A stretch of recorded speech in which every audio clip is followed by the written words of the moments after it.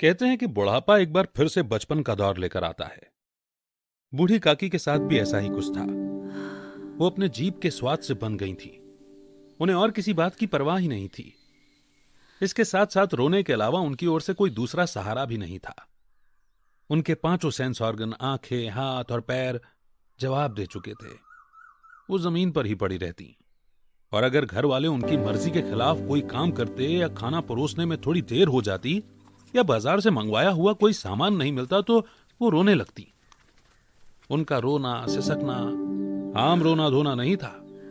वो गला फाड़ फाड़ कर रोती थीं। उनके पति को गुजरे बहुत लंबा समय बीत चुका था। छोटी छोटी उम्र में ही उनके बेटे भी भगवान को प्यारे हो गए थे। अब एक भतीजे के अलावा उनका और कोई नहीं था। उस भतीजे के नाम उन्होंने अपनी सारी जायदाद लिख दी थी। भतीजे ने सारी जायदाद लिखवाते समय खूब लंबे चौड़े वादे किए, लेकिन वे सब वादे सिर्फ दलालों के सिखाए हुए झूठे वादे थे। हालांकि उस जायदाद की एनुअल इनकम 150-200 रुपए के लगभग थी, जो उस समय के हिसाब से अच्छी खासी रकम थी। लेकिन इतना मिलने के बाद भी बूढ़ी काकी को भरपेट खाना भी मुश्किल से मिलता था। इसमें उनके भतीजे पंडित बुद्धिराम का दोष था या उनकी पत्नी रूपा का, इसका फैसला करना आसान नहीं था। बुद्धिराम स्वभाव के भले आदमी थे, लेकिन सिर्फ तब तक जब तक उनकी तिजोरी पर कोई आंच ना आए। रूपा स्वभाव से यूं तो तेज थी, पर भगवान से डरती थी। इसीलिए बूढ़ी काकी को उसका मिजाज इतना नहीं खलता था जितना बुद्धिराम का दयालु स्वभाव। बुद्धिराम को कभी कभी अपने बुरे बर्ताव के लिए पछतावा होता था। वो सोचते कि इसी जायदाद के कारण मैं इस समय अच्छा आदमी बना बैठा हूं। अगर सुख सुविधा के सामान और सूखी सहानुभूति से स्थिति में अच्छा सुधार हो सकता हो तो उन्हें बिल्कुल कोई आपत्ति नहीं होती। लेकिन ज्यादा खर्च का डर उनकी अच्छाई को दबाए रखता था। यहां तक कि अगर दरवाजे पर कोई भला आदमी बैठा होता और बूढ़ी काकी उस समय अपना राग अलापने लगती तो वो बहुत नाराज हो जाते और घर में आकर उन्हें जोर से डांटते। कम उम्र के लड़कों को बुढ़ों पर वैसे भी गुस्सा आता ही है, और जब बुद्धिराम के लड़के अपने माता पिता का ये रंग देखते तो वो भी बूढ़ी काकी को और सताया करते।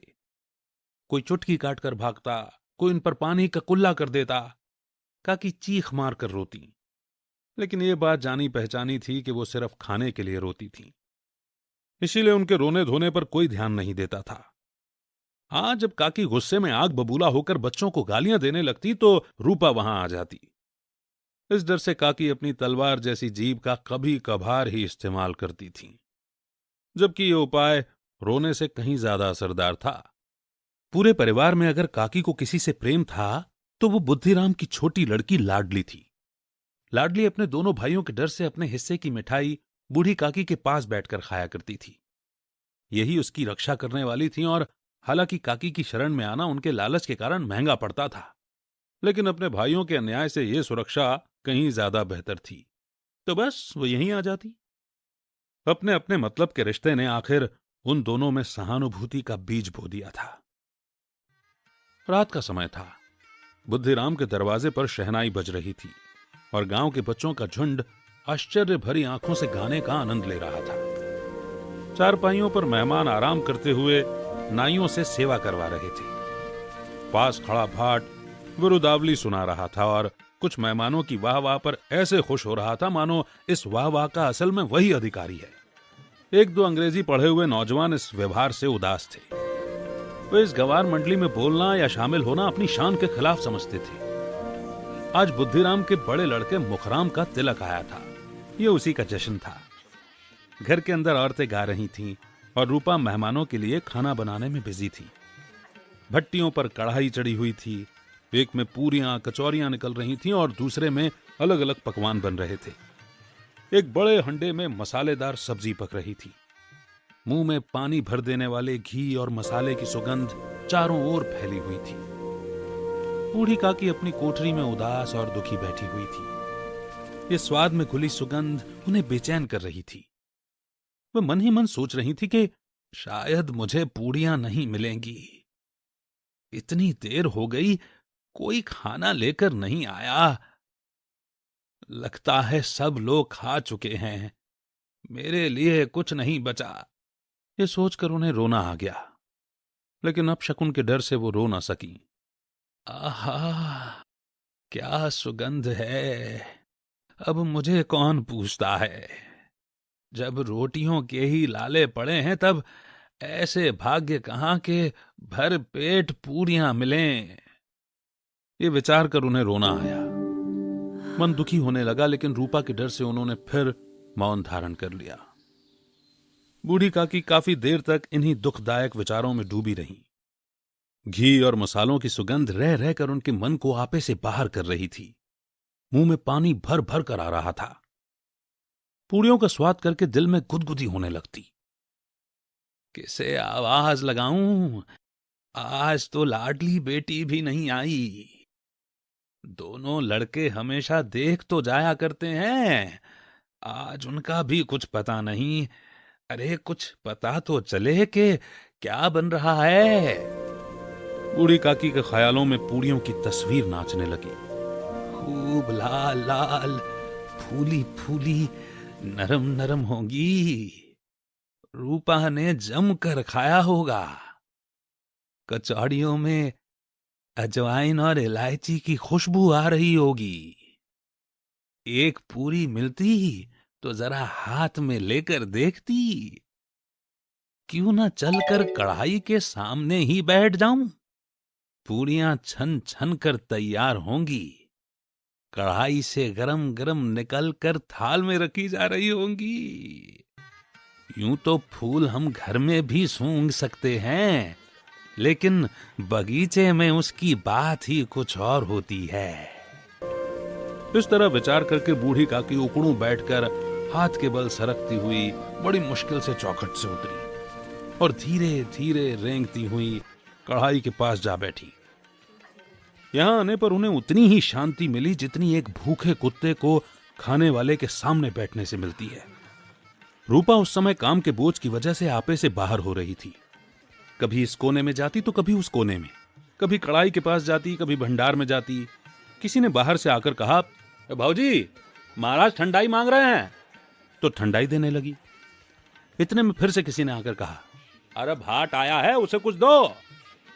भाट के लिए सिद्धा निकाल ही रही थी कि एक तीसरे आदमी ने आकर पूछा, भाऊजी खाना तैयार होने में कितनी देर है? अरे जरा ढोल मजीरा उतार दो। बेचारी अकेली औरत दौड़ते दौड़ते परेशान हो रही थी। वो झुंझलाती भी रही थी, कुड़ भी रही थी, लेकिन गुस्सा जाहिर नहीं कर पा रही थी। उसे डर था कि कहीं पड़ोसन ये न कहने लगे कि इतने में उबल पड़ी। प्यास से खुद का गला सूख रहा था। गर्मी के मारे पसीने से तरबतर हो रही थी, लेकिन इतनी फुर्सत नहीं थी कि जरा पानी पी ले या पंखे से हवा कर ले। यह भी डर था कि जरा सी देर आंख हटी और चीजों की लूट मची। ऐसी स्थिति में उसने बूढ़ी काकी को कढ़ाई के पास बैठा देखा तो जल गई और अपना गुस्सा रोक नहीं पाई। उसे इस बात का ध्यान भी न रहा कि पड़ोसने बैठी हुई हैं, मन में क्या कहेंगी, आदमी सुनेंगे तो क्या कहेंगे। जिस तरह हम मेंढक केंचुए पर झपटता है, उसी तरह वो बूढ़ी काकी पर झपटी और उन्हें दोनों हाथों से झटक कर बोली, अरे ऐसे पेट में आग लगे, पेट है या भाड़? अरे कोठरी में बैठते हुए क्या दम घुट रहा था? अभी मेहमानों ने नहीं खाया, भगवान को भोग नहीं लगा, तब तक धीरज नहीं रख सकी, आकर छाती पे सवार हो गई। अरे जल जाए ऐसी जीभ, दिन भर खाती है। मैं न होती तो जाने किसकी रसोई में मुंह डालती। गांव देखेगा तो कहेगा बुढ़िया को भरपेट खाने को नहीं मिलता, तभी तो इस तरह मुंह बाए फिरती है। डायन मर जाए तो पीछा छूटे, हमारा नाम खराब करने पर लगी है। नाक कटवा कर दम लेगी। इतना ठूंसती है फिर भी न जाने कहां भस्म हो जाता है। अरे भला चाहती हो तो जाकर कोठरी में बैठो, जब घर के लोग खाने लगेंगे तब तुम्हें भी मिलेगा। तुम कोई देवी नहीं हो कि चाहे किसी के मुंह में पानी न जाए, लेकिन तुम्हारी पूजा पहले की जाए। बूढ़ी काकी ने सिर उठाया, न रोई न कुछ बोली, चुपचाप रेंगती हुई अपनी कोठरी में चली गई। आवाज ऐसी कठोर थी कि दिल और दिमाग की सारी शक्ति, सारे विचार और सारा बोझ उसी ओर आकर्षित हो गए थे। खाना तैयार हो गया था। आंगन में पतलें लगाई गईं, मेहमान खाने लगे। औरतों ने जेवनार गीत गाना शुरू किया। मेहमानों के नाई और सेवक भी उसी मंडली के साथ, लेकिन कुछ दूर हटकर खाना खाने बैठे। लेकिन सभ्यता के अनुसार जब तक सब के सब खा न लें तब तक कोई उठ नहीं सकता था। एक दो मेहमान जो कुछ पढ़े लिखे थे, सेवकों के इस तरह खाने पर झुंझला रहे थे। वो इस तरह के बंधन को बेकार की बात समझते थे। बूढ़ी काकी अपनी कोठरी में जाकर दुख जता रही थी कि मैं कहां से कहां आ गई। उन्हें रूपा पर गुस्सा नहीं आया, उन्हें तो अपनी जल्दबाजी पर दुख हो रहा था। सच ही तो है, जब तक मेहमान खा न लें घर वाले कैसे खाएंगे।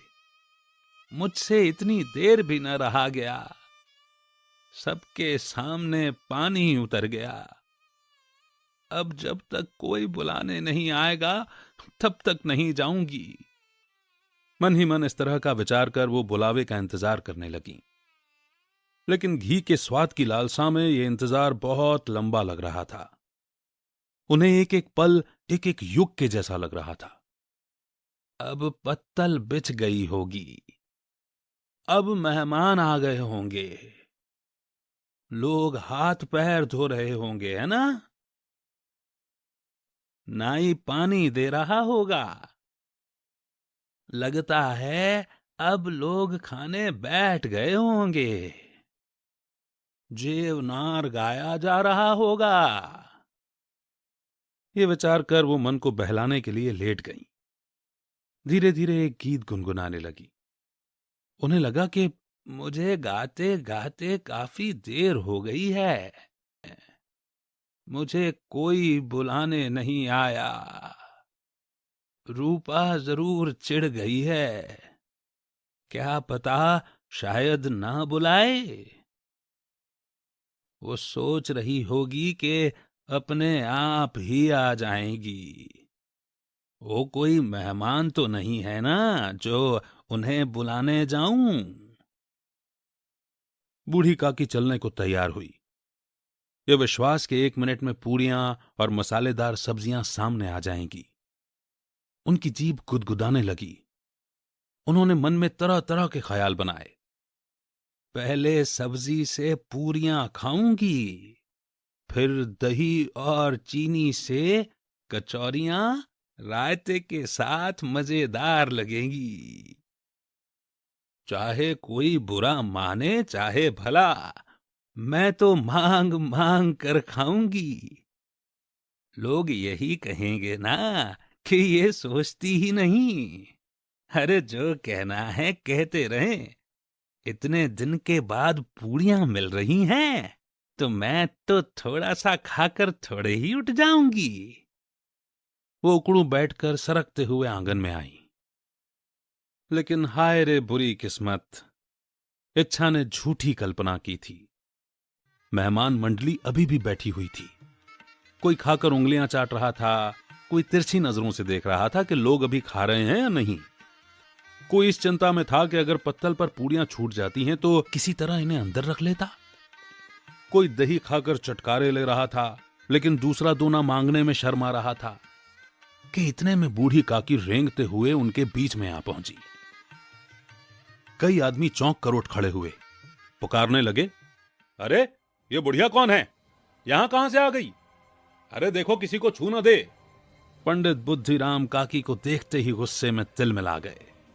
पूरियों का थाल लिए खड़े थे, थाल को जमीन पर पटक दिया और जिस प्रकार बेरहम महाजन अपने किसी बेईमान और भगोड़े कर्जदार को देखते ही उसका गला पकड़ लेता है, उसी तरह लपक कर उन्होंने काकी के दोनों हाथ पकड़े और घसीटते हुए उन्हें लाकर अंधेरी कोठरी में धम से पटक दिया। जैसे उम्मीद लिए कोई बगीचा लू के एक झोंके में बर्बाद हो गया हो। मेहमानों ने खाना खाया, घर वालों ने खाया, बाजे वाले, धोबी, चमार भी खा चुके थे, लेकिन बूढ़ी काकी को किसी ने नहीं पूछा। बुद्धिराम और रूपा दोनों ही बूढ़ी काकी को उनकी बेशर्मी के लिए सजा देने का मन बना चुके थे। उनके बुढ़ापे, अकेलेपन, सादगी पर किसी को दया नहीं आई। अकेली लाडली का उनके लिए दिल जल रहा था। लाडली को काकी से बहुत प्रेम था। बेचारी भोली लड़की थी, शरारत और चंचलता की उसमें गंध तक नहीं थी। दोनों ही बार जब उसके माता पिता ने काकी को बेरहमी से घसीटा तो लाडली का दिल बैठ गया। वो झुंझला रही थी कि हम लोग काकी को क्यों बहुत सी पूड़ियां नहीं देते हैं?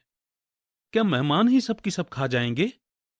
और अगर काकी ने मेहमानों से पहले खा लिया तो क्या बिगड़ जाएगा?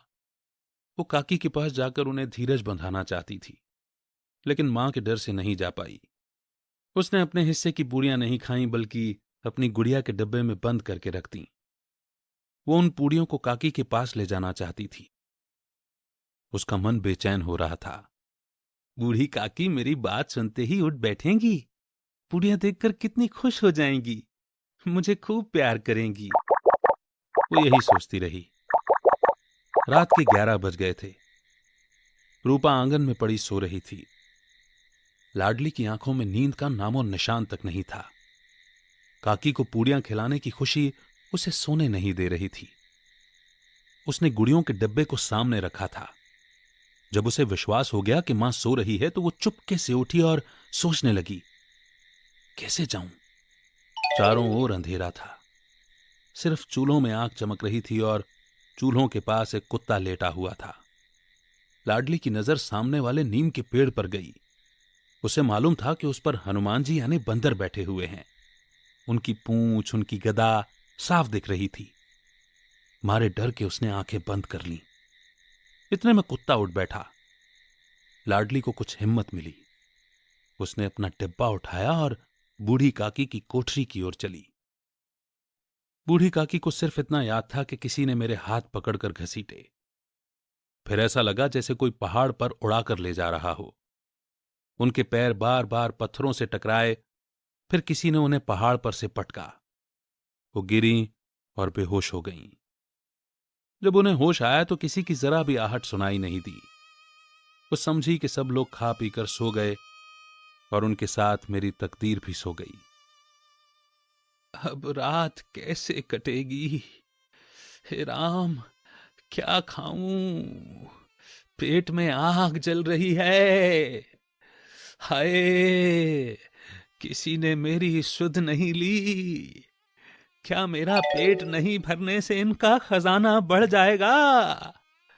इन लोगों को इतनी दया भी नहीं आती। न जाने कि बुढ़िया कब मर जाए, उसका जी क्यों दुखाएं। मैं पेट भरने के लिए रोटियां ही खाती हूं और इस पर ये हाल है।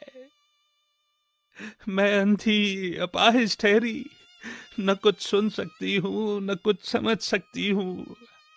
अरे अगर आंगन में चली गई तो क्या बुद्धि राम से इतना नहीं कहा गया कि काकी, अभी लोग खाना खा रहे हैं, थोड़ी देर बाद में आना। मुझे घसीटा, पटका। उन्हीं पूड़ियों के लिए रूपा ने सबके सामने मुझे गालियां दी। उन्हीं पूड़ियों के लिए इतनी बुरी दशा करने पर भी उनका पत्थर का दिल नहीं पिघला। सबको खिलाया, मगर मुझे पूछा तक नहीं। अरे जब उस वक्त नहीं दिया तो अब क्या देंगे? यही सोच सोचकर काकी निराश हुई और इसी संतोष के साथ लेट गई। दुख से बार बार गला भर आता था, लेकिन मेहमानों के डर से वो रोती नहीं थी। तभी अचानक उनके कानों में आवाज आई, काकी उठो, मैं पूरियां लाई हूं। काकी ने लाडली की बोली पहचान ली और झटपट उठ बैठी। दोनों हाथों से लाडली को पकड़ा और उसे गोद में बिठा लिया। लाडली ने पूरियां निकाल कर दी। काकी ने पूछा, क्या तुम्हारी मां ने दी हैं? लाडली ने कहा, नहीं काकी, ये मेरे हिस्से की हैं। काकी पूड़ियों पर टूट पड़ी। 5 मिनट में डब्बा खाली हो गया। लाडली ने पूछा, काकी पेट भर गया ना? जैसे थोड़ी बारिश ठंड की जगह और भी गर्मी पैदा कर देती है, उसी तरह इन थोड़ी सी पूड़ियों ने काकी की भूख और इच्छा को और भी बढ़ा दिया था। वो बोली, नहीं बेटी, जाकर मां से और मांग लाओ। लाडली ने कहा, मां सो रही हैं काकी, मैं अगर गई तो वो मारेंगी। काकी ने डब्बे को फिर से टटोला। उसमें कुछ टुकड़े गिरे हुए थे। वो बार बार होठों से उसे चाटती और चटखारे भरती। उनका मन छोटा हो रहा था कि और पूड़ियां कैसे खाऊं। जब सब्र का बांध टूट जाता है तब इच्छा की लहर बहुत ऊंची उठने लगती है। शराब की याद शराबियों को और भी उतावला कर देती है। काकी का बेचैन मन इच्छाओं की इसी ऊंची लहर में बह गया। सही और गलत के बारे में सोचने की उनकी शक्ति कम होने लगी। वे कुछ देर तक उस इच्छा को रोकती रहीं, फिर अचानक लाडली से बोली, मेरा हाथ पकड़कर वहां ले चलो जहां मेहमानों ने बैठकर खाना खाया था। लाडली उनका मतलब समझ नहीं पाई। उसने काकी का हाथ पकड़ा और ले जाकर झूठे पत्तलों के पास बैठा दिया। लाचार, भूख से बेहाल अकेली बूढ़ी काकी पत्तलों से पूड़ियों के टुकड़ों को चुन चुन कर खाने लगी। ओह, दही कितना स्वादिष्ट था, कचौड़ियां कितनी मुलायम, खस्ता और कितनी लजीज। काकी ज्यादा पढ़ी लिखी न होते हुए भी इतना जानती थी कि मैं वो काम कर रही हूं जो मुझे कभी नहीं करना चाहिए। मैं दूसरों की झूठी पत्तल चाट रही हूं। लेकिन बच्चों की सी जिद करना, खाने के लिए मन ललचाना, बुढ़ापे में बस यही रह जाता है, जब सारी इच्छाएं एक ही जगह पर सिमटने लगती हैं। बूढ़ी काकी में ये जगह थी उनकी जीभ। ठीक उसी समय रूपा की आंख खुली। उसने देखा कि लाडली पास में नहीं है। वो चौंकी, चारपाई के इधर उधर ताकने लगी कि कहीं नीचे तो नहीं गिर पड़ी। उसे वहां न पाकर वो उठी तो क्या देखती है कि लाडली झूठे पत्तलों के पास चुपचाप खड़ी है और बूढ़ी काकी पत्तलों पर से पूड़ियों के टुकड़े उठा उठाकर खा रही है। रूपा का दिल सुन्न हो गया। किसी गाय की गर्दन पर चाकू चलते देखकर जो हालत होती है, वही उसकी उस समय हो रही थी। एक ब्राह्मणी दूसरों के झूठे पत्तल से खा रही थी। इससे ज्यादा बुरा और दर्दनाक नजारा कुछ और नहीं हो सकता था। पूड़ियों के कुछ निवाले के लिए उसकी चचेरी सास इतना घिनौना काम कर रही थी। ये वो नजारा था जिसे देखकर देखने वालों के दिल कांप उठते हैं। ऐसा लग रहा था मानो जमीन रुक गई, आसमान चक्कर खा रहा था, दुनिया पर कोई मुसीबत आने वाली थी। रूपा को गुस्सा नहीं आया। दुख के सामने गुस्सा कैसे आएगा? दया और डर से उसकी आंखें भर आईं। इस अधर्म का जिम्मेदार कौन है? उसने सच्चे दिल से आसमान की ओर हाथ उठाकर कहा, भगवान, भगवान, मेरे बच्चों पर दया करना। इस पाप का दंड मुझे मत दो, नहीं तो मेरा सत्यानाश हो जाएगा। रूपा को अपनी खुदगर्जी और अन्याय इस तरह साफ साफ कभी सामने नहीं दिखे थे। वो सोचने लगी, हाय, मैं कितनी बेरहम हूं। जिसकी जायदाद से मुझे 200 रुपए मिल रहे हैं, उसकी इतनी बुरी दशा, और वो भी मेरे कारण। हे दया करने वाले भगवान, मुझसे बहुत बड़ी गलती हुई है, मुझे माफ कर दो। आज मेरे बेटे का तिलक था। हजारों लोगों ने भरपेट खाया। मैं उनके इशारों पर नाचती रही, एक नौकरानी की तरह। अपने नाम के लिए हमने हजारों रुपए खर्च कर दिए, लेकिन जिसके कारण हमें हजारों रुपए मिले, उसे इसी जश्न में हम भरपेट खाना नहीं दे सकी। सिर्फ इसीलिए ना कि क्योंकि वो बूढ़ी और असहाय है।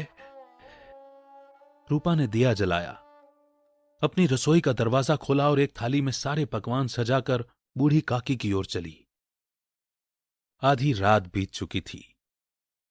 आसमान पर तारों के थाल सजे हुए थे, मानो देवता उसे सुंदर दिव्य सामान से सजा रहे थे। लेकिन उनमें से किसी को भी वो परम आनंद और सुख महसूस नहीं हुआ होगा जो बूढ़ी काकी को अपने सामने खाने के थाल को देखकर हुआ था। रूपा ने भरे गले से कहा था, काकी, उठो, खाना खा लो। मुझसे आज बहुत बड़ी गलती हुई है, उसका बुरा मत मानना। भगवान से प्रार्थना करना कि वो मेरे गुनाह को माफ कर दें। भोले भाले बच्चों की तरह जो मिठाइयां मिलने पर मार और अपमान सब भूल जाते हैं, बूढ़ी काकी वैसे ही सब भुलाकर बैठी और खाना खाने लगी। उनके रोम रोम से सच्ची दुआएं निकल रही थीं और रूपा बैठी उस अद्भुत और दिव्य नजारे का आनंद लेने में मगन थी।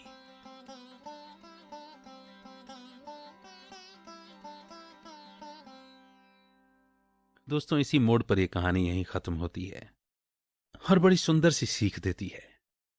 इस कहानी में मुंशी प्रेमचंद जी ने आज समाज में बुजुर्गों की जो हालत है, उसके बारे में बताया है। बुढ़ापे में इंसान के सोचने समझने की शक्ति कमजोर हो जाती है। वो बच्चों की तरह जिद्दी और नासमझ हो जाते हैं। लेकिन परिवार वाले इस बात को समझने के बजाय बार बार उनका अपमान करते हैं। इसके साथ ही उन्होंने बुढ़ापे में होने वाली कई समस्याओं के बारे में भी बताया है, जैसे बुजुर्गों को कम दिखना और कम सुनाई देने लगता है, उन्हें चलने फिरने में दिक्कत होती है और वो अपनी रोज की जरूरतों के लिए दूसरों पर निर्भर हो जाते हैं। अपने साथी के गुजर जाने के बाद जब कोई इंसान अकेला हो जाता है तो उसे क्या क्या सहना पड़ता है, उसकी झलक भी हमें दिखाई दी। जीवन में अकेलापन, खुशियों और लोगों की कमी के कारण बुजुर्ग बिल्कुल बच्चों की तरह हो जाते हैं। अपना खालीपन भरने के लिए वो चीजों के लिए तरसने लगते हैं, वो चीजों में अपनी खुशियां ढूंढने लगते हैं। बूढ़ी काकी के मामले में उनके जीभ का स्वाद उनकी कमजोरी बन गई थी। परिवार अक्सर बड़े बूढ़ों को बोझ समझने लगता है, वो उनका सम्मान नहीं करते। आजकल धीरे धीरे खत्म हो रहे संस्कार भी इसका बहुत बड़ा कारण है। परिवार को लगने लगता है कि ये बूढ़े करते तो कुछ नहीं है, सिर्फ मुफ्त की रोटियां तोड़ते हैं। उनका पेट भरने में उनकी जान निकलती है, लेकिन उनकी जायदाद हड़पने वो तुरंत पहुंच जाते हैं। एक इंसान के रूप में हम कितना नीचे गिर गए हैं ना। बुढ़ापा उम्र का वो दौर है जिससे हम सभी को होकर गुजरना है। खुद से पूछिए, क्या आप ऐसा बुढ़ापा चाहेंगे? अकेलेपन और अपमान से भरा हुआ? तो फिर हमें अपने बुजुर्गों का सम्मान करना होगा। वो आपसे सिर्फ इज्जत और थोड़ा सा आपका समय चाहते हैं और कुछ नहीं। अब बूढ़ी काकी को ही देख लीजिए, उनके साथ इतना बुरा सलूक किया गया, लेकिन अंत में वो एक मासूम बच्चे की तरह सब भुला बैठी और अपनी भूख शांत करते हुए उन्होंने सच्चे दिल से ढेर सारी दुआएं दी। इस बारे में सोचिएगा जरूर। इमोशनल तो आप जरूर हुए होंगे। आपके इमोशंस को एक्सप्रेस भी कीजिए कमेंट सेक्शन में लिख करके। कोई स्टोरी या कोई राइटर जिन्हें आप सुनना चाहते हैं, उसका भी सजेशन आप हमें जरूर दीजिए। बहुत जल्द एक और नई स्टोरी के साथ फिर होगी आपसे मुलाकात।